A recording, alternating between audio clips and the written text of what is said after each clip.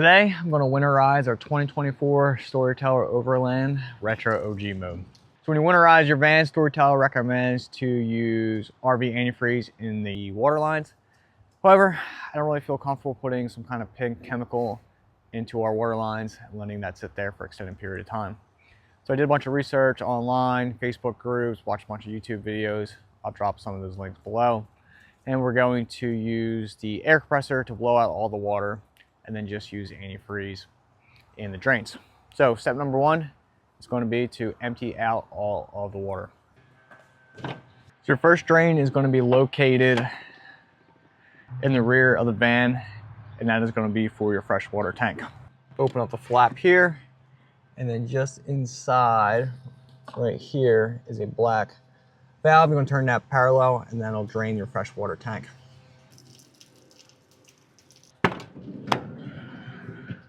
Next valve is going to be located behind the shower basin. There's a small access port. You open that up, stick your hand in, and open up that valve as well. This valve can actually be a little bit tricky. Sometimes you need a flashlight to find it. It's all the way down underneath the water lines. The last two low point drains are located in the galley here behind the drawers. So usually I pull out the second one from the top, and then you reach underneath. There's two green little levers. You pull them, and then you can slide the cabinet all the way out. It's gonna be these two levers right here. You pull them, that allows you to pull the cabinet all the way out. Once that cabinet is removed, I pull this cabinet out and open up these two valves as well. So now I'm going to let all of the fresh water drain out for a couple minutes, and I'm going to empty the gray out as well. Actually, I emptied it out a couple days ago, but I just want to make sure that it is completely empty. Now that all of the fresh water is drained out, I'm going to go to all of the fixtures in the van, cycle the pump on just for a minute or two, and ensure all the water is drained out. So I'm going to start at the outdoor shower and then move inside. When doing this, it's important that you only leave the water pump on just for a couple seconds and then turn it back off, or it will overheat and burn up. All right, now that all the fixtures are drained, I'm going to open up here and clean out the filter for the water pump. Right inside this compartment is a small screen that holds a little bit of water and filters out any debris. And I usually like to put a rag in there when I'm cleaning this out. So this cap here is about 3/4 of the way filled, but looks like it's pretty clean. I have heard that these frequently break, so I bought a couple off of Amazon, like $15 for a 2-pack of them. So now this is emptied. I'm going to reinstall this, close up all of the drains, and then I'll get ready to blow out the lines. If I haven't mentioned this already, this is my first time doing it, so take it with a grain of salt. If you see anything that I missed or did something wrong, please let me know down in the comments. That way I can fix it. So to blow out all the lines, I bought this kit off of Amazon. It comes with a pressure regulator as well as attachment to hook up to the freshwater intake on the outside of the van. I bought one with a pressure gauge because of all the research I did made that you do not want to overpressurize the lines inside the van. So I'm doing this. I'm going to set my tank pressure to 30 PSI, and I'm going to keep an eye on it as I'm opening up. All right, now that I got the tank pressurized, make sure I set 35 PSI. I'm going to make sure that I always have a fixture open. That way I don't overpressurize as well.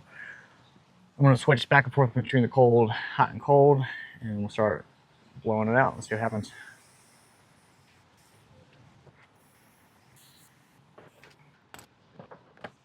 So I just had a little snafu, realized that I still had the system set to use freshwater tanks. So I wasn't blowing any water out to the lines. So switch the valve for city water to mode and fixtures. All right, let's try this again.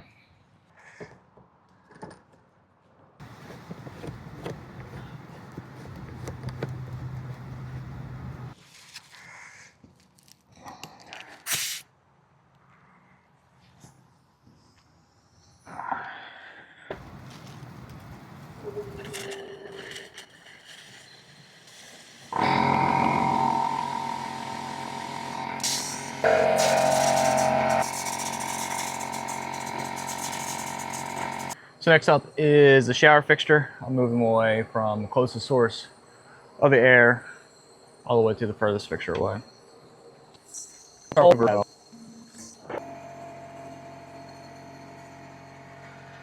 Last but not least, we're going to do the galley sink here, and we'll start with cold and then move to hot.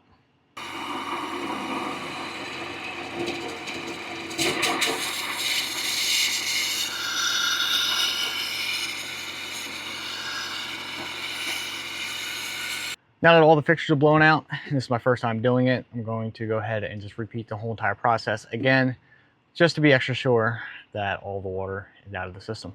So it's getting ready to open up the low point drains. I was looking at the pipes. It looks like there's a kind of a low spot that's above where the drain actually goes.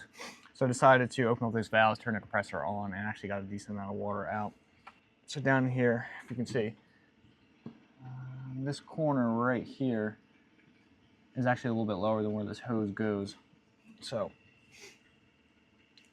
if you're doing this, make sure you open up those valves and blow out that low point drain as well.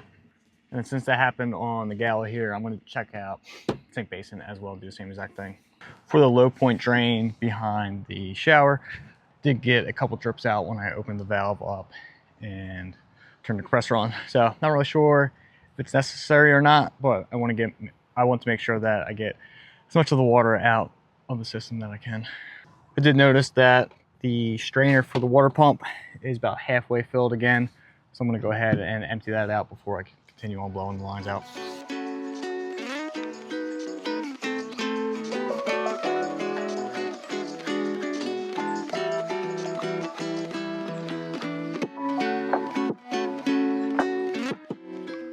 But essentially I got no water out, going through again and trying to blow out all the lines. So I'm not sure if that's necessary or not, but I just wanted to do it to make sure I felt comfortable that I got all of the water out. All the freshwater lines are blown out. I'm going to empty the gray water tank and then work on the drains. To do this, I'm just going to make sure that the sink is empty of water. I'm just running the sink drain pump for a couple seconds and then dump the gray.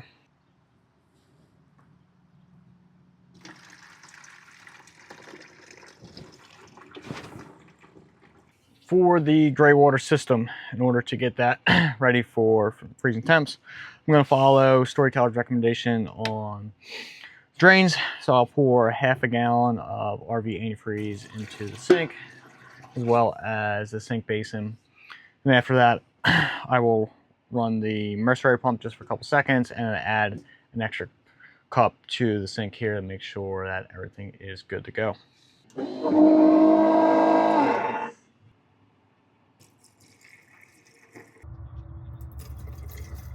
So the van is officially winterized. All the things that you've seen in the video today, I dropped links down below if you want to pick them up.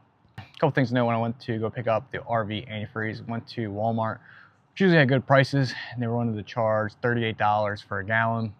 So I ordered it off Amazon because it was only 15 bucks. I thought that was a good deal at the time.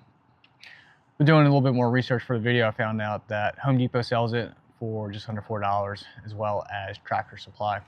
Another thing to note is the air compressor size. I used a 6-gallon air compressor, which I thought that would be plenty big enough. It was enough, but it ran almost continuously, and sometimes I had to wait for the tank to fill up to make sure I got good pressure coming out of the air hose. So if you have something smaller, it might struggle just a little bit to keep up and to keep enough pressure to blow out all the water in the lines.